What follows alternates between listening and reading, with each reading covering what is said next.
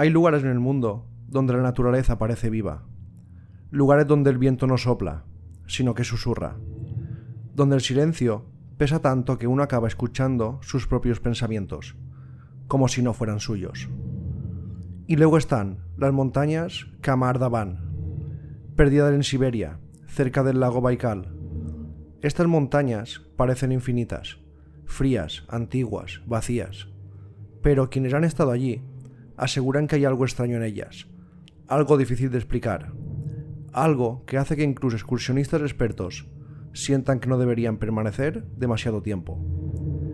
En agosto de 1993, 7 jóvenes excursionistas subieron a esas montañas. Solo uno volvió, y lo que contó parecía imposible.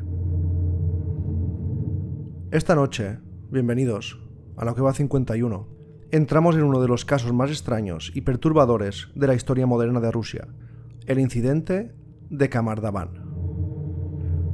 Y quizá, cuando termine este episodio, entenderás por qué muchos creen que aquello no fue una simple tragedia de montaña, porque algo ocurrió allá arriba, y puede que jamás sepamos el qué.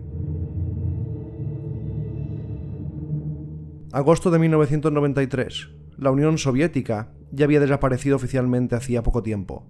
Rusia atravesaba un momento caótico. Crisis económica, incertidumbre, corrupción y un país entero intentando reconstruirse. Pero lejos de las ciudades, en Siberia, el tiempo parecía detenido. Bosques interminables, montañas cubiertas de niebla, lluvia helada, incluso en verano, y kilómetros donde no había absolutamente nada. Allí apareció un grupo liderado por una mujer llamada Ludmila Korbina. No era aficionada. Era una instructora experimentada, dura, respetada, y acostumbraba a tener jóvenes excursionistas y entrenarlos en condiciones extremas. Quienes la conocían decían que era estricta, pero brillante, sobreviviendo a la naturaleza fácilmente. El grupo estaba formado por jóvenes preparados físicamente.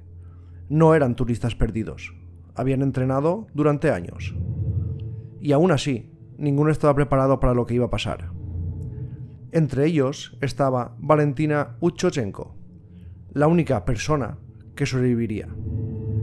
Décadas después, todavía le cuesta hablar de ello, porque cuando recuerda esos momentos, asegura que siente aún el mismo miedo, el mismo frío y los mismos gritos. Los primeros días del viaje transcurrieron con relativa normalidad. Caminatas largas distancias cubiertas, iban durmiendo en tiendas improvisadas, cruzaban pendientes peligrosas y zonas cubiertas por una niebla espesa. Pero entonces el tiempo cambió, y en Siberia, cuando el tiempo cambia, puede convertirse en una sentencia de muerte. La lluvia empezó a caer sin parar. El viento golpeaba las montañas con violencia. La temperatura descendió rápidamente. La ropa mojada empezó a congelarse sobre sus cuerpos, y el grupo comenzó a agotarse. Sin embargo, aquello no explicaría lo que ocurrió después, porque, según Valentina, todo empezó de repente, sin aviso, sin lógica. Uno de los excursionistas, Alexander Kirin, empezó a comportarse de forma extraña. Primero parecía nervioso, después empezó a gritar, y entonces cayó al suelo. Valentina aseguraría más tarde que empezó a sangrar por la boca y por los oídos. Intentaba respirar, se retorcía, como si estuviera sufriendo de repente un dolor insoportable. Los demás intentaron ayudarlo, claro, pero en cuestión de minutos murió. Y entonces ocurrió algo todavía peor. El resto del grupo empezó a perder completamente el control.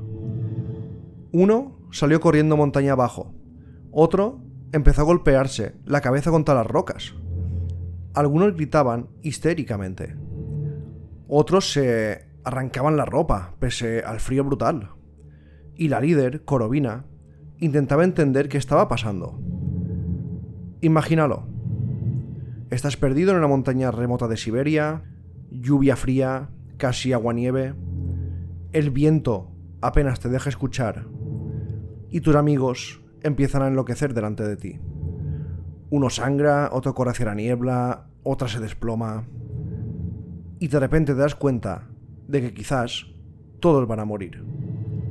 Pero tú no. Valentina entró en pánico, creía que moriría y huyó.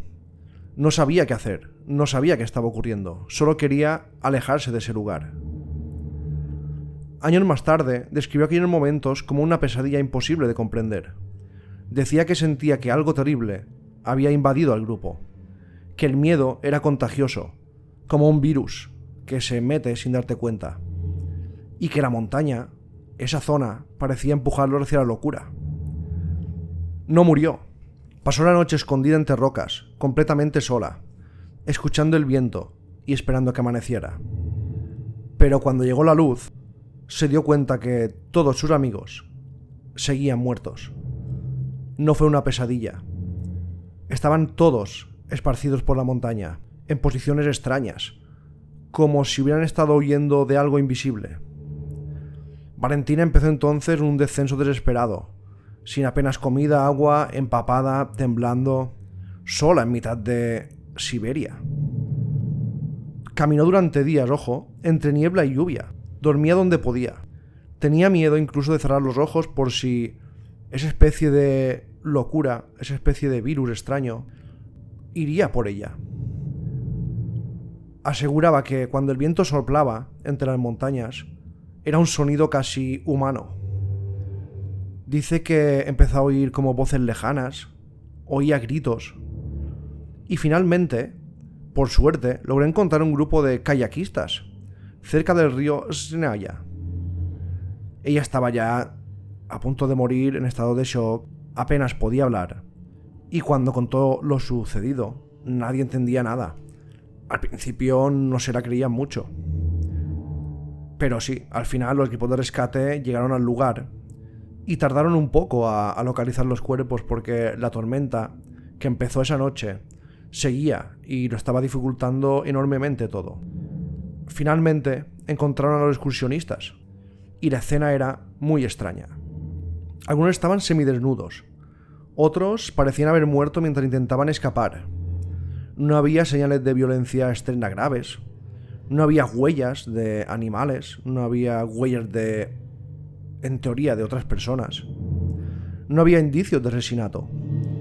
Y aún así, la escena era caótica. Los cadáveres estaban dispersos como si el grupo hubiera explotado en todas direcciones, como si algo hubiera provocado un terror repentino. Y bueno, dijeron, cuando hagamos las autopsias sabremos qué ha ocurrido. Pero las autopsias tampoco ayudaron demasiado. Las autoridades hablaron de hipotermia, agotamiento, edemas pulmonares, pero había detalles que no encajaban. El sangrado, el comportamiento errático, la rapidez con la que murieron, y sobre todo el hecho de que excursionistas expertos perdieran la razón de aquella manera. Ahí comenzaron las teorías, y algunas son muy inquietantes, ojo. La primera teoría apunta a la hipotermia extrema. Existe un fenómeno real llamado desnudez paradójica, y es que cuando el cuerpo entra en una fase crítica de congelación, algunas personas sienten un calor intenso y empiezan a quitarse la ropa. Eso explicaría parte del comportamiento, pero no el resto. No explica por qué empezaron a correr, ni por qué gritaban, ni por qué algunos parecían sufrir ataques repentinos antes de morir. Otra teoría habla de intoxicación. Quizá agua contaminada, quizá plantas tóxicas, quizá algún tipo de hongo, pero tampoco encaja del todo, porque los síntomas aparecieron demasiado rápido. Y además, ¿por qué sobrevivió una sola persona y no murió también? Y luego está la teoría militar, esta teoría que también ha salido en el caso del paso Diatlov. Y es aquí donde, esta vez, se vuelve todavía todo más oscuro. En aquella época muchas zonas de Rusia estaban vinculadas a pruebas militares secretas. Algunos creen que el grupo pudo entrar accidentalmente en una zona restringida y que fueron expuestos a gases tóxicos o sustancias químicas o algún tipo de experimento. Esto explicaría el sangrado, el pánico, la desorientación y las muertes tan rápidas. Pero jamás apareció ninguna prueba oficial de esto, está claro.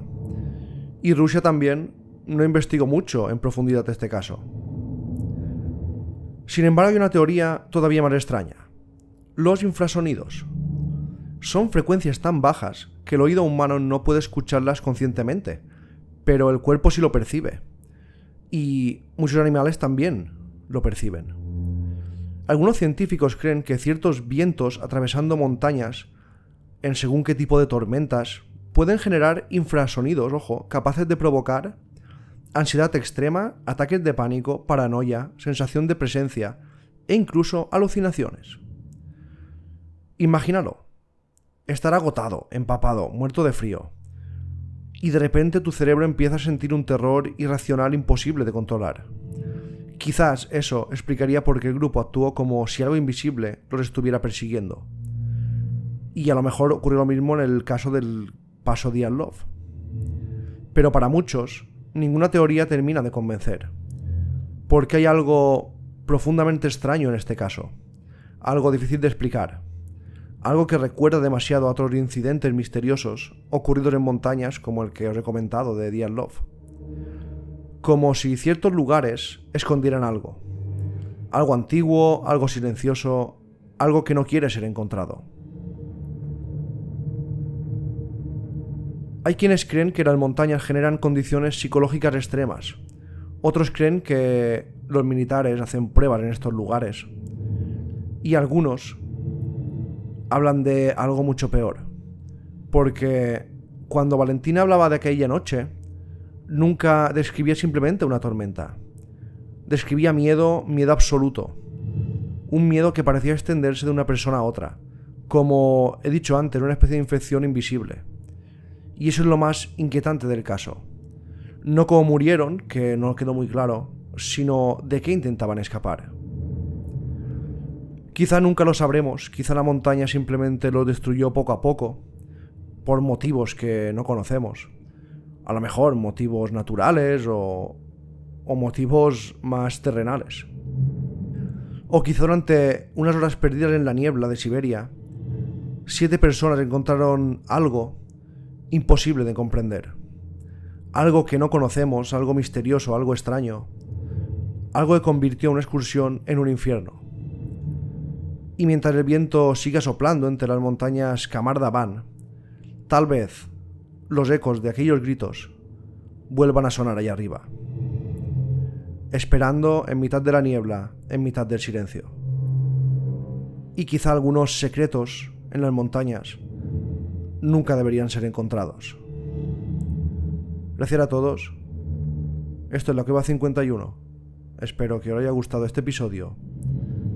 Y recordad, si no me seguís, seguidme, dad me gusta, compartid. Y en iVoox, si me escucháis de la plataforma iVoox, tengo un par de links para si os hacéis los planes mensuales o anuales de iVoox, pues esto ayuda bastante a los podcasters.